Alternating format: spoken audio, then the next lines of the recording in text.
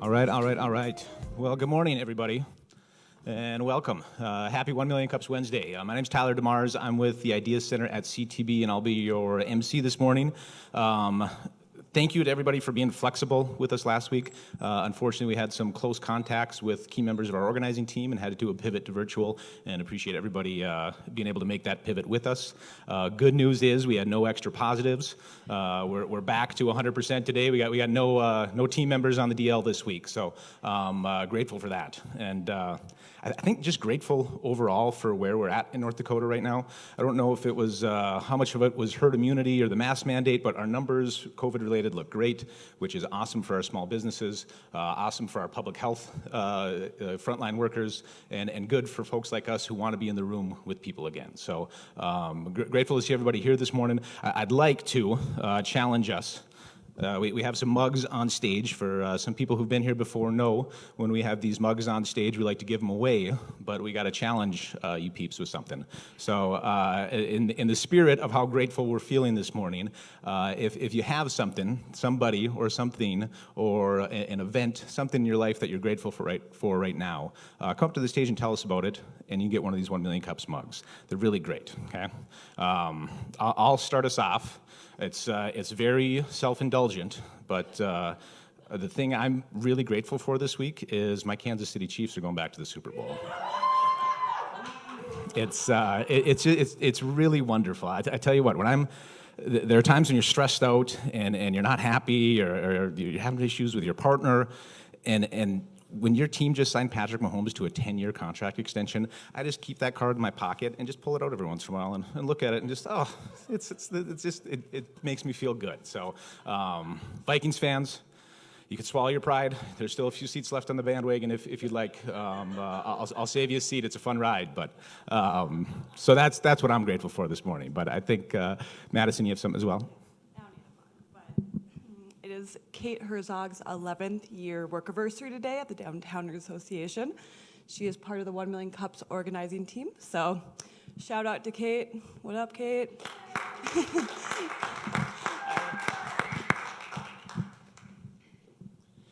All right. Anybody else have something they want to talk about? Or it could be why you like coming to 1 Million Cups. It could be somebody in the room you're grateful for and you want to gift them a mug. Well, I can do that. I know there's somebody in the room I'm grateful for. We didn't get big time this morning. We got Nate Schneider in the room with us, everybody, with the Chamber EDC. So Nate, thanks for gracing us with your presence. It's good to see you this morning, and we love you. It's good.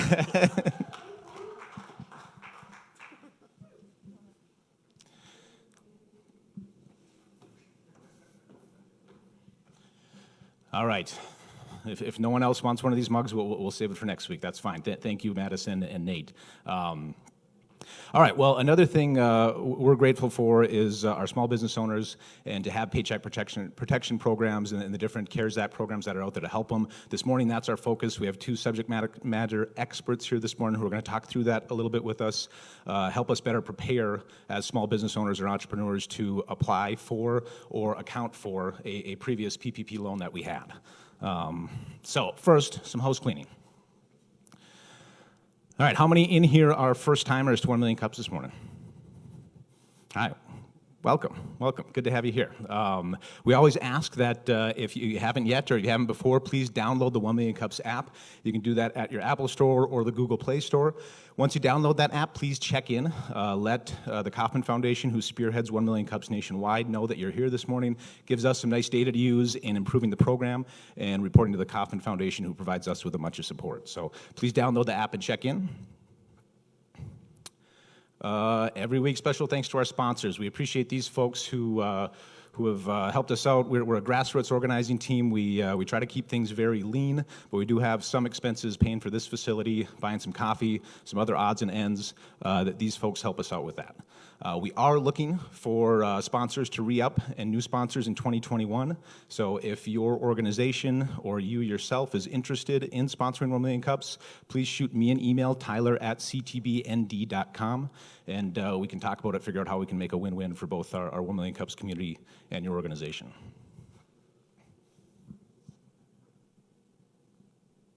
All right, so what is 1 Million Cups? Why do we do this? So 1 Million Cups is a weekly program. There's over 150 chapters nationwide, and these are communities around the country who every Wednesday morning put a different entrepreneur or small business owner or nonprofit founder, somebody taking some risks and trying to drive value into a new business model. They get on stage, they tell their story, they talk about maybe some challenges they have, and then we could take them through a Q&A to help refine their idea a little bit, ask some supportive questions, and ultimately connect them to resources they need to be successful. So the question we are asking is, can we change the face of our startup community by connecting local entrepreneurs over 1 million cups of coffee? All right, after our presentations today, we'll have a Q&A on stage. Please ask your questions, have your questions ready. We'll have a mic runner in the room here to get a microphone in your hand so you can ask it. Also, if you're watching on the live stream, we have Kirsten on social media this morning. Please put your questions in the comments there in the Facebook stream, and Kirsten will ask the question here for you.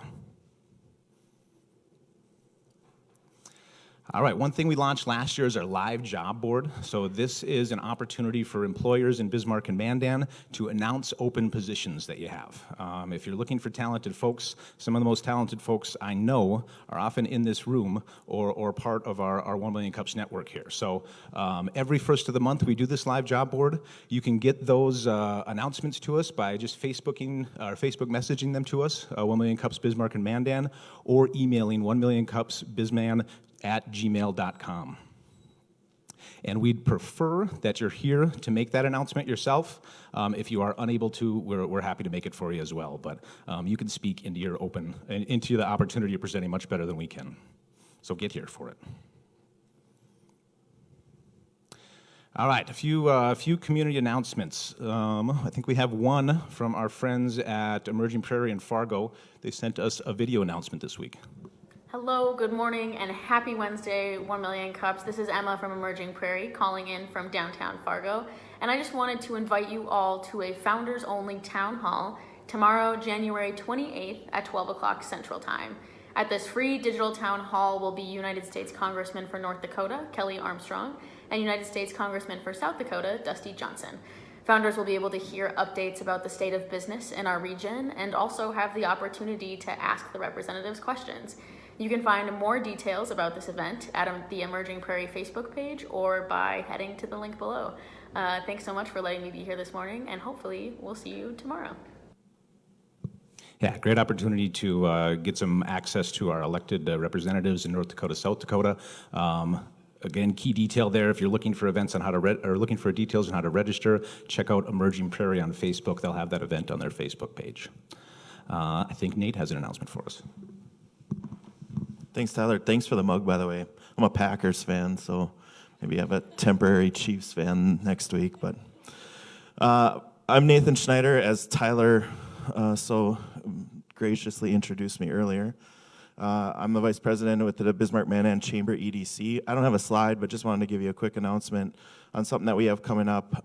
We are partnering at the Chamber EDC with the City of Mandan as well as the CTB to host the Business Pitch Challenge. This is the third Business Pitch Challenge that we've hosted at the City of Mandan. The event isn't until March, but the application period for those that want to participate is this Friday. We don't have to get too excited. We're not looking for like a full pitch deck or anything like that, business plan or anything like that. We're just looking for folks that are interested in participating. There's an application on the City of Mandan's website. Check it out on the City of Mandan's website. Short application. If you have questions about the application or about the event itself, you can contact me at the Chamber EDC office. You can contact Ellen at the City of Mandan, or you can contact Tyler over at the CTB. Great prize package. The City of Mandan's throwing in a $10,000 forgivable loan for the winner. You've seen a couple of the winners up on stage from previous years, as well as participants that have participated. So check it out.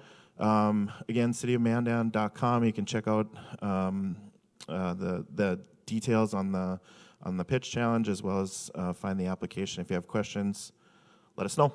Thank you. Sweet. Thank you, Nate. A couple more announcements. We have North Dakota Department of Commerce putting on a special business briefing highlighting the second round of the hospitality ERG grant. Our friends at Commerce have been working really hard getting this rolled out.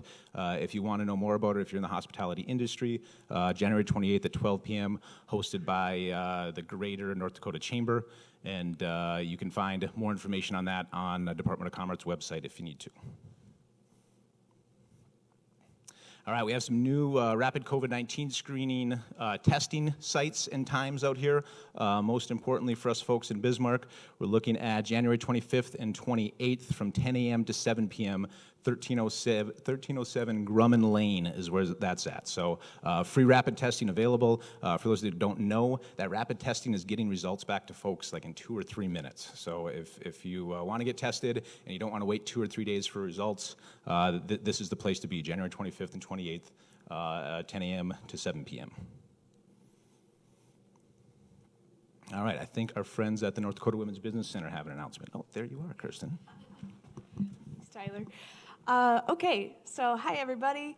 If you're a woman and you're looking to grow your leadership skills this year, we've got the Women's Leadership Program is coming right up in Bismarck. We've got a program in Fargo as well. It's a 6-month leadership program to grow your personal, professional, community, and health leadership skills.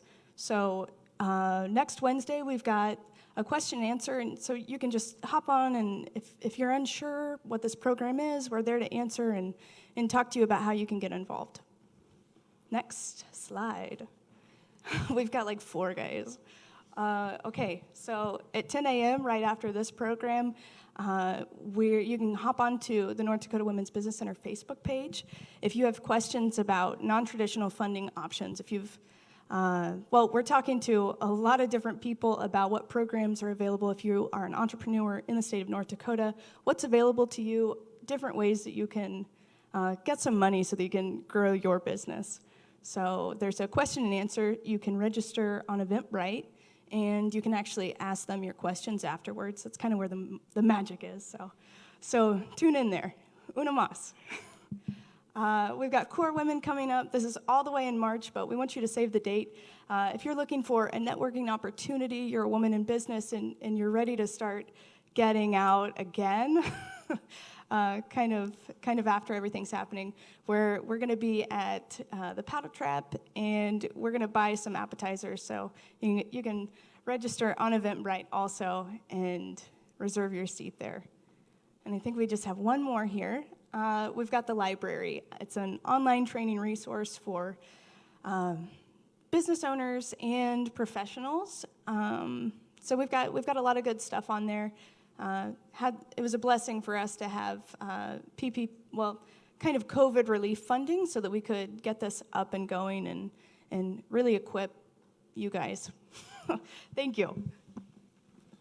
Thank you, Kirsten. That resource library just rolled out this last week, I believe, and our friends at the Women's Business Center did a lot of work in putting that together. We have some folks in this room who did some of the trainings and who developed some of the content for that library. Really valuable resource if you're an entrepreneur or a small business owner, so I encourage you to check it out. All right, well, without further ado, our focus for this morning is the Paycheck Protection Program. We saw with the last round of funding, one of the themes was that it was those small business owners who were most prepared who had could access the funding before it ran out. They did re-up the funding and add more to it, but we anticipate that's going to be part of the dynamic with this new round of Paycheck Protection Program as well. So we have two subject matter experts this morning to speak into that a little bit, give you some really good information on how to be prepared, whether you're counting for your previous PPP or looking to apply this year. So without further ado, I'd like to introduce our first speaker. We have John Vollmer, president of Horizon Financial Bank. Let's give John a warm 1 million cups welcome.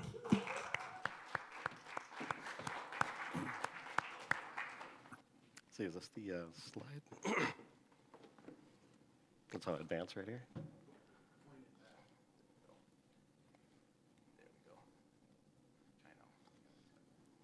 There we go. Well, good morning, everybody. I'm John Vollmer, and I'm just going to give you a brief overview of the PPP program.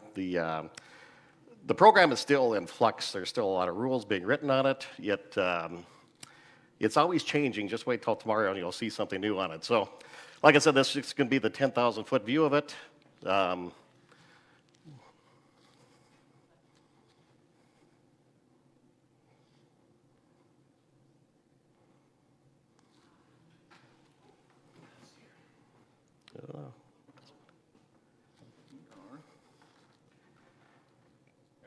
There we go. Okay. So as you can see, I've been in banking for a long time, 30 years, and been on several different boards and do some legislative work too at the state and national level. Our bank's been around for 115 years, and we're located all in North Dakota. And we have just your basic community bank business model. You know, we'd like to take care of the people that are in our trade areas and in our state. This is my disclaimer here. Of course, trust what I say, but verify. The first round of PPP was made available to businesses that had under 500 employees. There was approximately $1.8 billion approved for the state of North Dakota. If you look down at the bottom, there was $531 billion approved totally between the two programs. But that continues to go up too. Nationally, there was the first round, 44.5% of it went to loans over $1 million. That was of the initial $324 billion. They found out that about 70% of the loans were made by about 50 banks. So when it first came out, I mean, a lot of the community bankers like me were pretty upset because we couldn't even get into the program. So they were making loans on a Thursday or a Friday, and we didn't get to make loans until like that following Friday. So it was really dedicated towards the larger banks and the larger businesses. So they came out with PPP, which I call 1.2, and they came out with some more money, and then I think there was like 189 billion, so then we got up to a total of 531 billion is where we're at today, but that continues to go up.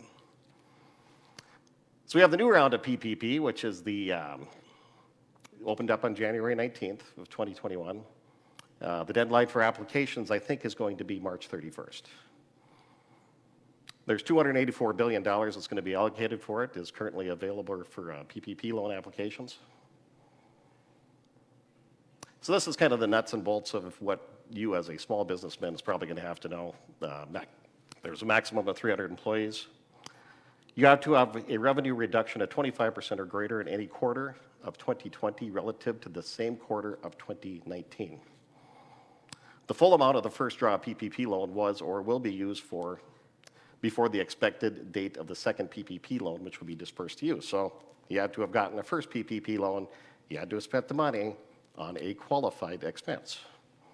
The full amount of the draw of the PPP loan is implemented on qualifying expenses under PPP applicable rules. So a lot of it's payroll, In the first draw, it was for rent, utilities, etc. These are some of the new businesses that were available now to PPP that maybe didn't have it the first time. News organizations, some hospital owned by government entities, some of your co-ops, your tax exempts, tribal businesses, destination marketing organizations, certain faith-based organizations. The PPP loans are calculated based on 2.5 times your business's monthly average payroll costs. We didn't put average in there, so. And if you are a restaurant or a hotel or a live venue that falls under the North American Industry Classification System NAICS code, starting with 72, you can actually get 3.5 times your average monthly payroll.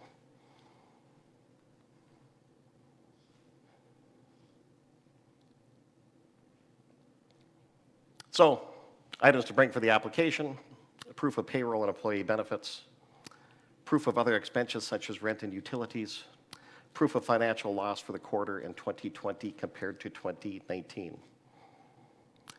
Bank statements, if you have quarterly financials, they would be wonderful to have too.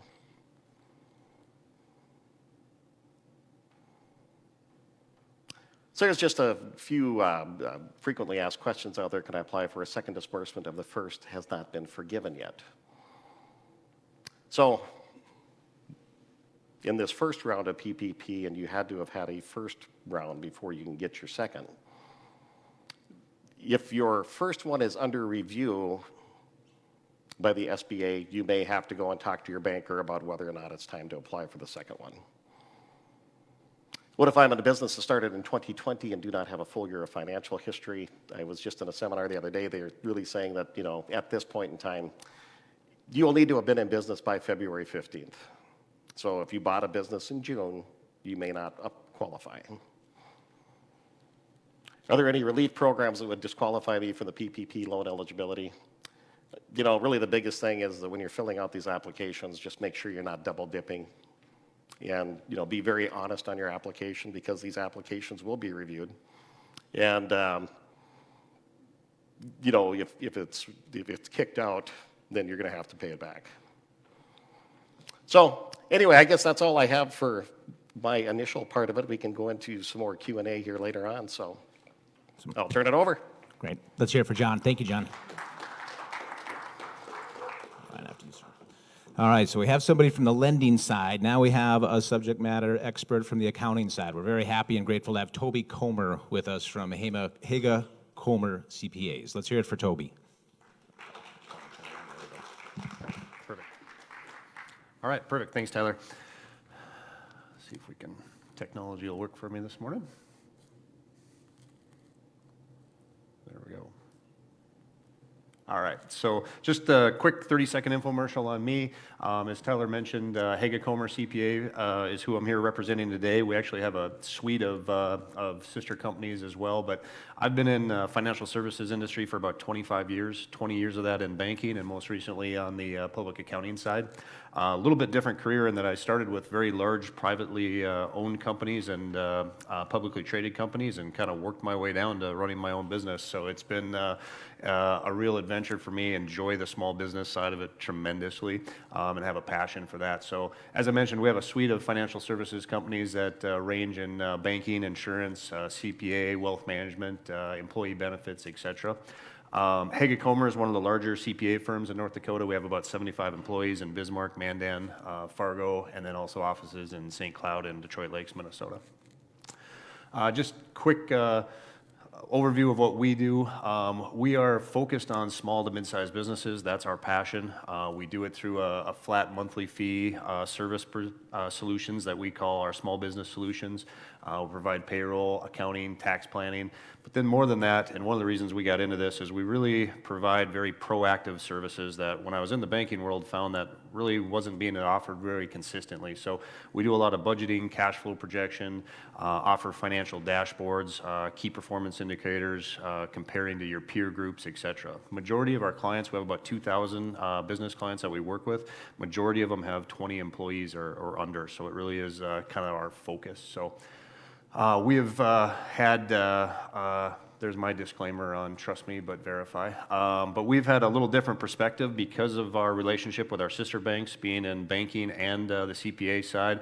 We've really been immersed with PPP for almost a year now. So the big four questions that I'm going to try to answer for you hopefully here today, and they're a lot easier than they were maybe a month ago, and that is number one, is it taxable or not? That's the big question. Number two is, what about timing as far as when it's forgiven? If it's over in 2021 versus 2020, how do we account for that forgiveness? And then number four, I kind of threw in there because 1 through 3 got a lot easier in the last month, so I'll try to throw out a couple other things about what else you may not have heard of that you might want to ask about as well. So the big question, taxable or not, it really breaks down into 3 categories: revenue, expenses, and then, hey, what's the net impact? Because that's what we really care about, right? So on the revenue side, once your PPP loan is forgiven, it's income, okay? That's never been a question, and it's not taxable. That came out right away. So anytime you have a debt cancellation like that, it becomes revenue to the company, and that's really never been in question. What kind of confused things is after the PPP came out and the legislature said it's not taxable, the IRS came out and said, well, yeah, but don't forget there was a section that said under such circumstances it's not taxable, but any expenses that you incurred to have it forgiven are then not deductible. And so that kind of threw everybody for a loop and said, well, in effect then, aren't we just making the PPP taxable, which in effect they were. Thankfully, almost exactly a month ago, December 27th, they came out with legislation that really overruled that and said, no, that's not what the intent was. The expenses are deductible as well. So really, what's the net impact? What is it? What's the bottom line? The bottom line is that the PPP loan forgiveness is going to show up as revenue, but it's going to be non-taxable revenue, and the expenses are just deductible just like they were in any other year. So the net impact is there should not be a taxable event because of the PPP loan. So that's really just been clarified in the last month. So a lot of the things that were talked about or that you may have heard in the last, before January 1st, really changed as of December 27th. So bottom line is that PPP is not taxable, and the expenses will still be deductible just like any other given year. Okay? So then the question comes timing, and there's really 3 timing situations of what happens now. If I got my loan in 2020, it was forgiven in 2020, or what happens if I got my loan in 2020, but it was forgiven in 2021, and then now with this second go around, 2021 loans that are forgiven in 2021 as well. So we'll kind of hit the timing piece of this. First of all, the easiest ones are over on the left and the right, okay? So first of all, 2020, if you received a PPP loan in 2020 and it was forgiven in 2020, meaning you put in your application, you got a notice from the bank and the SBA that says, yes, your application was good and it's forgiven, pretty straightforward. You're going to recognize non-taxable income. And that's important when I talk about recognizing income. Again, realize this is non-taxable income, but sooner or later you have to get that loan off your balance sheet, and the way to do that is you recognize it as non-taxable income. On the right, then, is the next easiest one. Let's say you apply for the second round of PPP in 2021. Later this year, you put in your application. It's approved, and you're forgiven. Same thing. When that forgiveness is received, you're going to wipe out that loan by recognizing non-taxable income. Okay, pretty straightforward in those situations.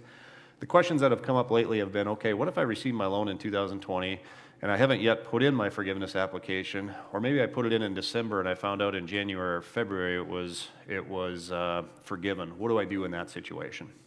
And there's still some question around that. One thing to keep in mind, though, is whether we recognize non-taxable income in 2020 or in 2021, 99% of the time, now remember I put up that disclaimer so you can't come back and bite me on that later, but it's not going to matter, right?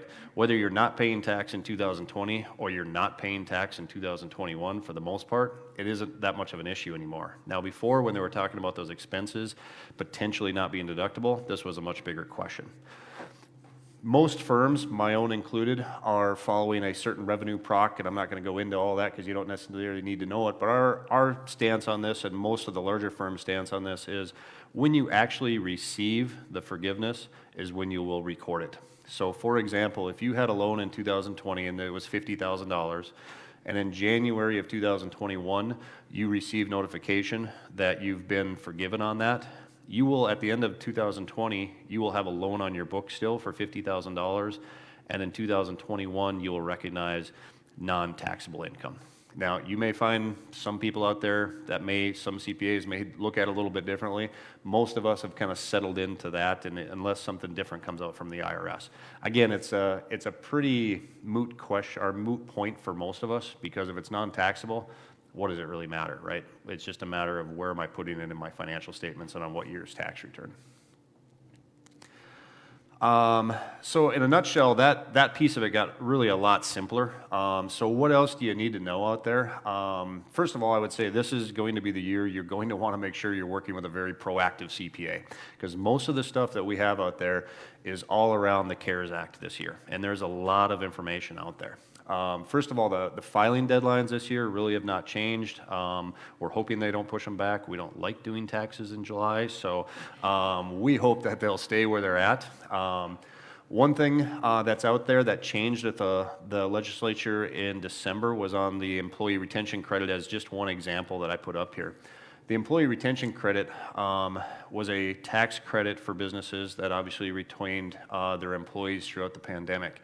Initially, when it came out, it was not available to anybody who received a PPP loan. Well, that wiped out a lot of people a lot of businesses from receiving that as well. Now in December, they came back and said, no, we changed our mind. If you did get the PPP loan, you're now eligible for that employee retention credit. Like the PPP, there's certain criteria you have to meet with decline in revenue and so forth. But we have one client, a small business client with 10, 12 employees, that we just went back and calculated an $80,000 tax credit for that one.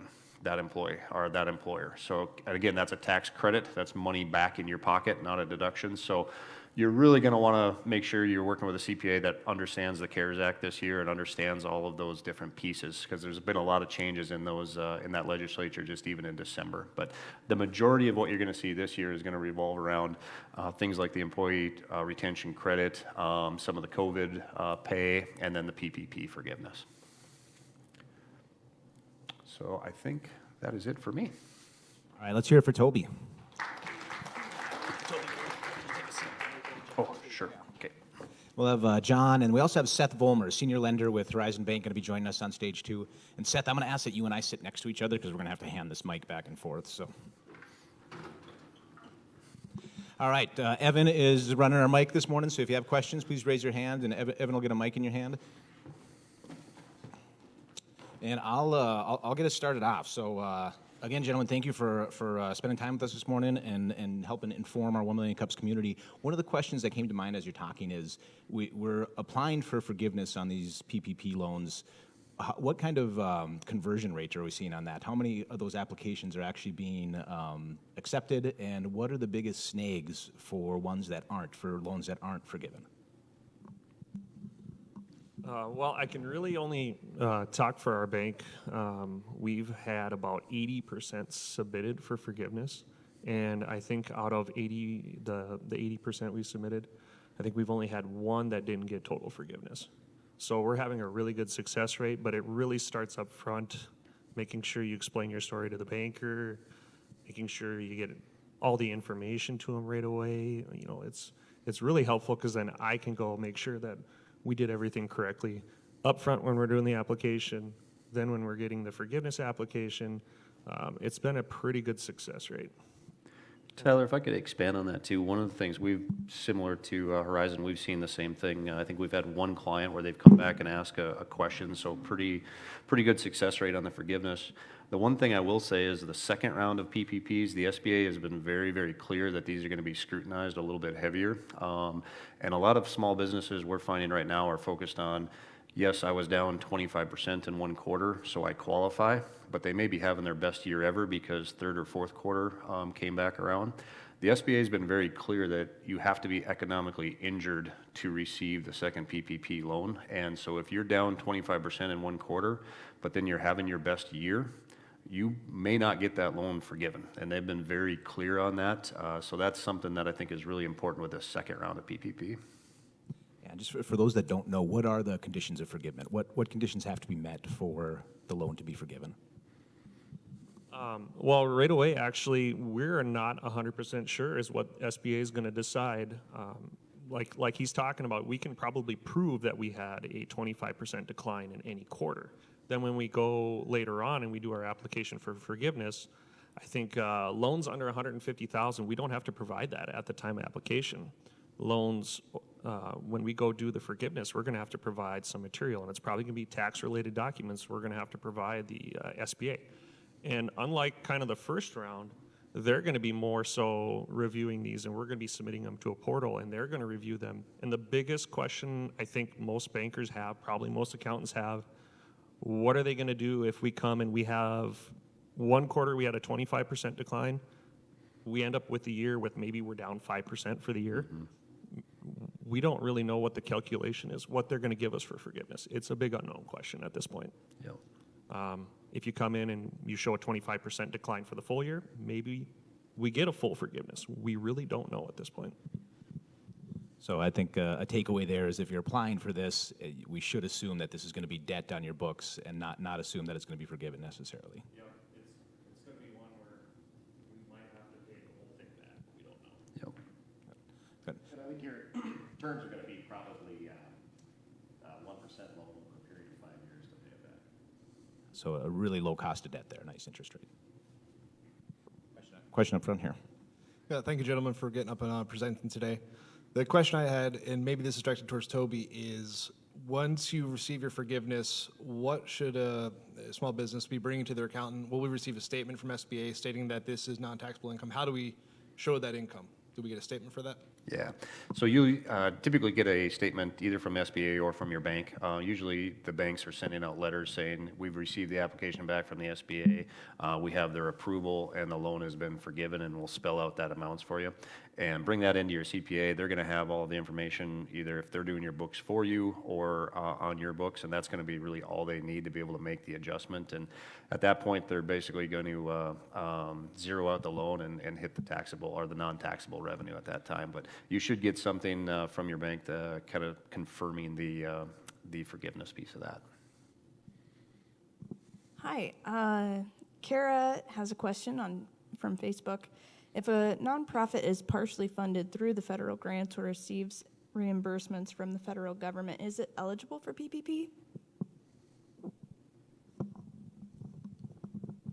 Could you maybe just read that last part there again? Yeah, no problem. Okay, so if a nonprofit is partially funded through federal grants or receives reimbursements from the federal government, is it eligible for PPP? PPP. I'm assuming asking the first round PPP is what I would assume. And I believe Toby might be able to help us too. I've never worked on a nonprofit one that was funded by grants. I'm sure there's a good question there, which you can ask your banker, you can ask your accountant on whether the grants throw it off or not. I haven't seen anything specifically that said that it would throw it out. Yeah, I haven't seen anything. 501c3s are eligible. I haven't seen anything that specifically excludes them just because they've received a grant. A number of 501c3s receive some types of grants from the federal government as well. So I haven't seen anything that specifically excludes them. And then when it comes to the second round PPP, when talking gross receipts and whether that calculates into your gross receipts, I think that's another one where there is a big, long verbiage on what counts as a gross receipt and what doesn't count as a gross receipt when it comes to nonprofits too. Yep. So. You know, I would really encourage her too to check out the SBA.gov website, and maybe you can pose the question to them, and maybe you might find your answers there too. Their website is actually fairly decent to work with, so I would really encourage that SBA.gov website for people that have questions about the program, or else go see your bank or see your CPA. There's a question up front for Janya. So this is based on something I heard this morning. So if you have a multi-owner LLC, okay, but they don't have any employees, the way that the owners get paid is through just member draws. Are they eligible for PPP? And if they didn't get it in the first round, would they be eligible in the second round? We actually are dealing with something similar to that right now, so maybe he can give you some insight. One of the hard things with LLCs that didn't have any payroll costs or paying group benefits and stuff like that is a lot of times they take them as owner draws, I think, is what happens. And that was the hard part, is because with owner draws, I don't believe there was, the first round at least, we couldn't prove the payroll costs or they wouldn't allow the owner's draw. There are some avenues, I believe, with partnerships, but not so much LLCs with multi-owners that take a distribution. Does that sound correct? It does. It kind of depends on what the LLC is doing as well. A lot of these LLCs are just strictly real estate holding companies, and they're obviously not going to be. But if it's an operating business and it's showing net income, then you should be able to use that net income as part of the PPPs. The owner draws are going to be excluded from that, but as long as it's showing a net income, then you should be able to apply for that first round of PPP using the net income actually as the basis rather than the salaries. I think there is a specific K1 schedule that we go off of for net income. Yeah, and that, again, it's hard because an LLC can be taxed as a corporation and get a K1, or it can be a single member LLC and it's taxed as a proprietorship. So just kind of a little bit of what you're kind of alluding to there. It kind of depends on how they take or what their taxability is of it. But if they're taking draws and it's basically being treated as almost like a sole proprietor, they should be able to use the net income. If there's a K1, then it's a partnership, or it's got to be an S corp. And if it's an S corp, then they should be receiving compensation. So I'm assuming just from the little bit of information, it's probably treated like a sole proprietorship, and then you can use the net income piece of that. And if you could get the qualification for the first round, if you spent all the money, you should be able to get a qualification for the second round. One of the ones that might come up too is some people who did not receive a first round. They can apply now and get their first round with this application period. And one of the questions I've had, I haven't been able to get it answered yet, is how long do we have to wait before they can apply for their second draw? And that one, it seems like there is no time frame on there other than that you have to have that money spent by the time you get your second draw dispersed. Yeah, and I think that's going to be the challenge with unless they extend the March 31st deadline. So if there is somebody applying for the first time for a first round, are they beholden to the requirements of the 2020 PPP program or the 2021? It's really the same requirements, basically, so it'll be the same. In fact, a lot of the loan amounts are even the same because you can choose to use a different payroll calculation, but in that situation, the payroll calculation is usually less, so it'll be really the same requirements, and 9 times out of 10, the same loan amount as well. Okay. Question here. Yeah, a question from social media. Are sole proprietors, independent contractors, and gig workers also eligible for the second round of PPP? I believe independent contractors were eligible in the first round to submit, and I believe they're also in the second round. Is that correct? Yeah, so the independent contractors will basically still submit as a Schedule C because that's in effect what they are. So when you have that independent contractor relationship, they're just recording that usually as a Schedule C. So they were eligible in the first round and they'll be eligible in the second round. Kind of going back to our earlier question, it'll be based on net income rather than the compensation piece. I have a quick question. I know the applications haven't been open for a terribly long time, but how much interest or activity are you seeing now compared to at this stage in the first round? For us, I think we've seen probably more activity this go around, and it was more so we have a lot of farm-related businesses or farmers, and they were kind of going off talking about a Schedule C. For a sole proprietor, you had to go calculate based off their net income, which was the same with farmers. And sometimes farmers use a lot of depreciation, interest costs, and they're able to reduce their tax liability, and it's all, a negative. And when you're a negative net income, you do not qualify. Well, they changed the rules for the farmers and ranchers to go off gross income. And when they did that, that allowed a lot more to qualify for the program. So we've been busy with tons of applications on the farm and ranch side, as well as second round requests. But I would say there's going to be less interest in the second round PPP, but it's more so first round that we're getting. Yeah, we're seeing about 30% probably of our clients that had the first PPP that are applying for the second PPP. We're seeing less volume, but a lot of activity, so we're seeing a lot of smaller ones this time. The maximum loan amount this time is $2 million, and that includes what you got in the first PPP, so it excludes some of those bigger ones. So I've actually been surprised at the amount of activity in this second one of the folks that have qualified. Yeah, so for folks trying to figure out how much they could be eligible for, we said 2.5 times your monthly payroll expenses, or if you're in the hospitality industry, you could apply for 3.5 times that. So I'm assuming that includes employer taxes too? It goes based off gross receipts, and then you can include some state and local taxes on that. Is what we've seen and what most people do. Or if you're a Schedule C borrower, it's going to be mostly, or a Schedule C sole proprietor, it's going to be based off net income. Farmers and ranchers based off gross income. The 3.5 times, it's going to be in your 2.5 times. It's going to be based off of a 12-month. It's either going to use your 19, your 20 for your 12 months, or you can use, I think, just your most recent 12 months, or you could, I think, is what you can do. Yep. So it's flexible that way, but you're looking over a 12-month period, what your average payroll costs were, or what's on your Schedule C if you're a contractor. Okay.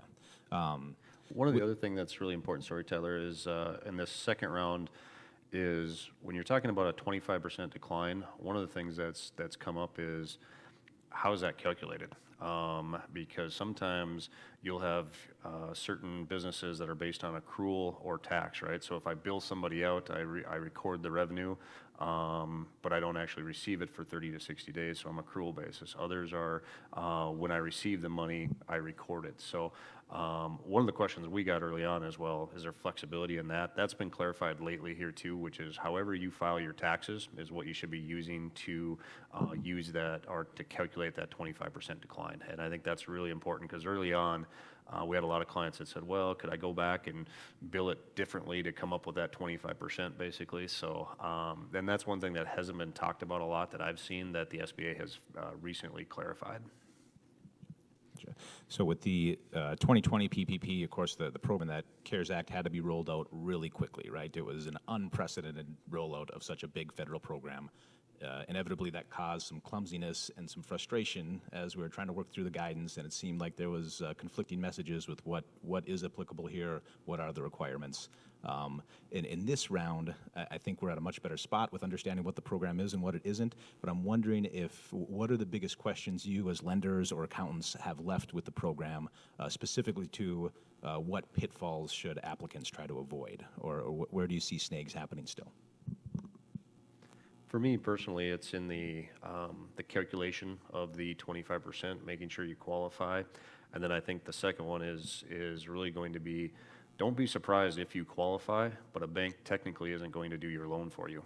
Because if you are down 25%, but you haven't been economically harmed, you're having your best year ever, the banks don't want 5-year 1% loans on their books. So we've already had a few clients that have come in and have said, hey, I'm down 25%, but my net income is up 200%.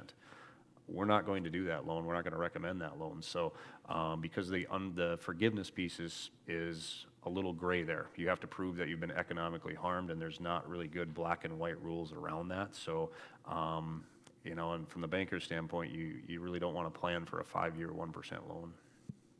I would say too, that if you're going to be applying to it, whether it's the Seth, could you give him your mic, please? His mic isn't working. whether it's the first or second round, you're going to want to just make sure that you're honest and you're not doing any double dipping or whatever it might be construed as, because part of that loan may not be forgiven. And if it's not forgiven, they're going to be looking to the debtor, not to anybody else. It's not the bank's fault. It's not your CPA's fault. It's going to be your fault, and you're the one that's going to have to pay it back. I can't really think of too many. There's a lot of different pitfalls I think you could fall into. So it's best to just work over your scenario with your banker the best you can, or ring it off your accountant and your banker.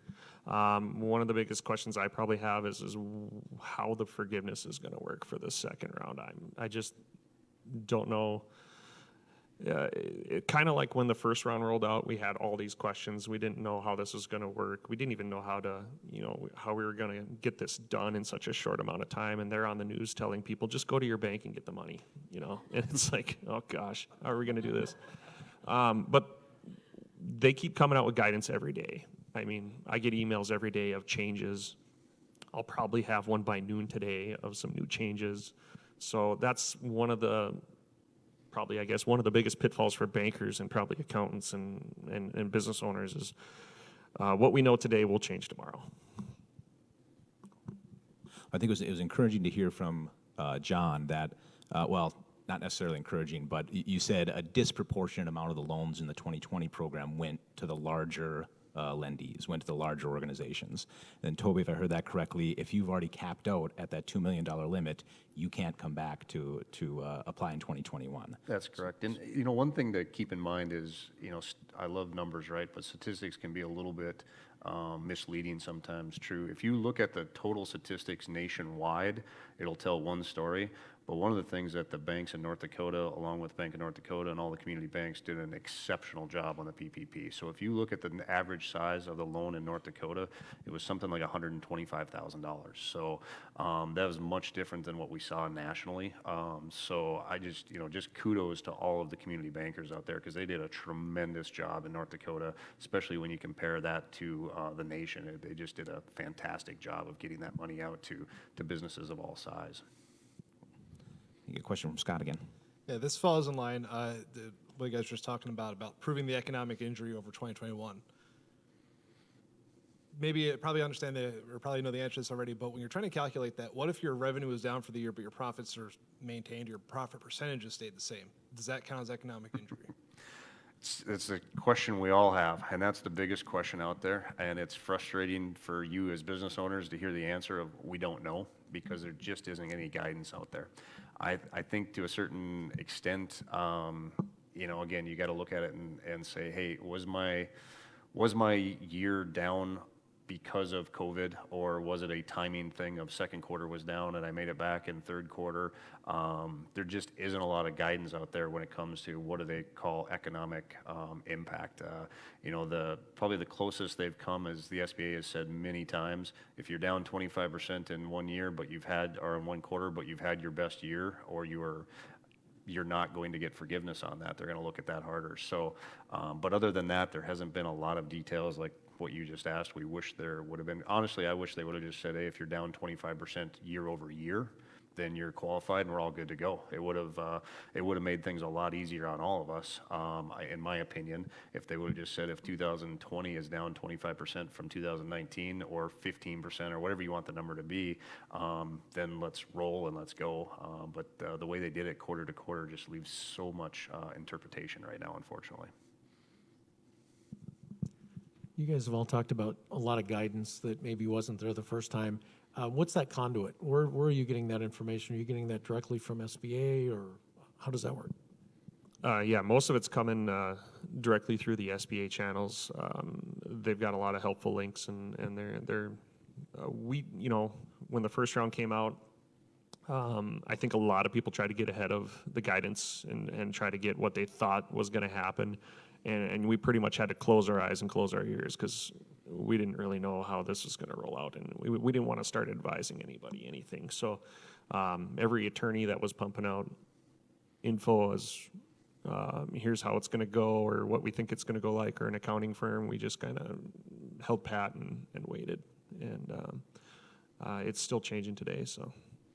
Yeah, the SBA has been really great to work with for the most part. I'll also say that the North Dakota Bankers Association, we have both the bank and the CPA, so we work with both of them. And North Dakota Bankers Association has been fantastic as well as providing us information and holding different webinars and so forth. But, we've been pretty fortunate. We're one of the larger SBA lenders, so we have a pretty good pipeline into the SBA for questions. So we've been able to just email them specific questions like I talked about earlier with accrual and cash, and they've been pretty good at getting back to us within a day on some of this stuff. So I would urge you, as business owners, it may be a little harder to reach out to them directly. If you can use your professionals, whether it's your bankers or your CPAs, they have some contacts that maybe they can use a little bit easier too. this is maybe a little nuts and boltsy, but so if I am going to go reach out, whether it's be my accountant or my banker, or let's say I do all my bookwork myself and I want to go talk to my banker, what homework should I do before I go and grace their offices? Because I know there was a slide that said proof, proof, proof. What proof should I get as I'm getting my own house in order? When it comes to like a first round PPP loan, you're going to want to bring in basically something that could provide us with whether it's a third party payroll summary or your 941s for your what you're reporting on your payroll. Those things are very helpful. Bank statements are helpful. Sometimes even small businesses that are just maybe paying by the check, bringing in the checks for what your payroll is. And we need it for a 12-month period. So whether it's 19, 20, or a 12-month period, we're going to need that information. If you've never been to that bank before, you're probably going to have to bring some sort of identifying information for your business and for you if you've never banked there before, because we have to, we've got some beneficial ownership stuff we have to do for regulatory.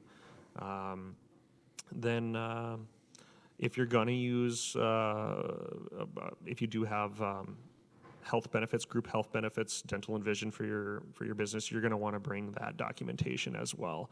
Whether it's a statement from your wherever you're getting it through, that's usually pretty helpful. I would say too that you might want to bring with you any internal quarterly reports that you reports, financial statements, etc. 2019 tax return. Yes. Yep. Tax documents, depends on what type of business you are. If you're a Schedule C business, you're going to want to bring in probably your tax return with your Schedule C. Schedule F borrower is going to want to bring in the 1040 with your Schedule F. Partnerships, LLCs, you're going to bring those as well. So I think that probably, most of the, if you have your payroll done outside, most of the payroll companies will have actually a PPP report that the SBA has said is acceptable. If you do your own payroll in-house, then you actually have to bring copies of your 941s. All right, well, we are almost up to the end of the hour here. This has been really useful. I feel much better versed in this program as we work with our clients at the Ideas Center, so I appreciate that, and I hope everybody else got something out of this too. You've given us a lot of information this morning and a lot of value. The last question we ask every week is, how can our 1 Million Cups community here in Bismarck and Mandan support Horizon Bank or support Haga and Kommer CPAs?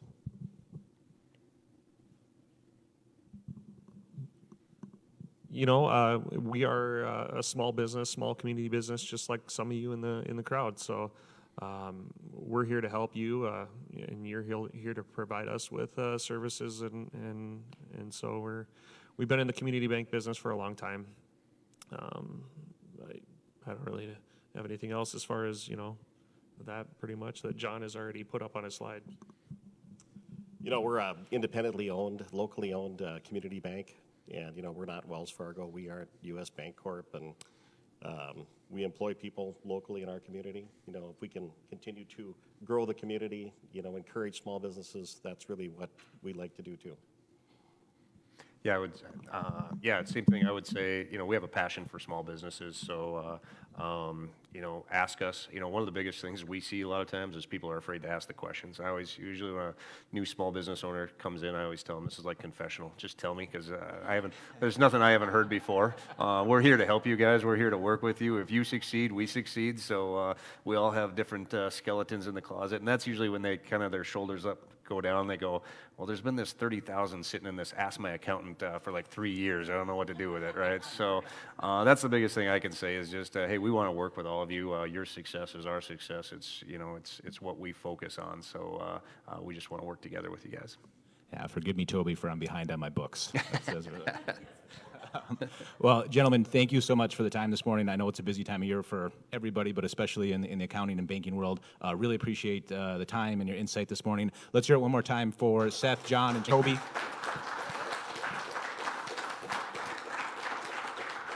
All right, and Adam, if you could advance the slide for me. I don't know where my clicker's at. I think right I now. stole it from you. Oh, There you are. Thanks, Toby. You bet. All right, so upcoming events next week, we have our friends at the North Dakota Women's Business Center joining us on stage. They're going to be rolling out that resource library that Kirsten was talking about this morning, giving more information on that, kind of navigating us through it a little bit. It's a valuable resource for our entrepreneurial ecosystem here in Bismarck and Mandan and across the state. And also a reminder, next week is our first week of the month, so we have our jobs board. If you, as a small business owner or an organization you work for, has some opportunities that you're having a hard time finding talent for, get them on the jobs board here. We can probably help you there. So I think that is all we have. Oh, one more thing. If you'd like to present at 1 Million Cups, 1millioncups.com/bizman or /present. It's a really quick speaker application, and we can get you in the queue. We'd love to hear about your challenges and your entrepreneurial story here on our stage. So please apply if you're interested. And that is all we have, folks, this week. Thank you so much for coming. Have a great rest of the week.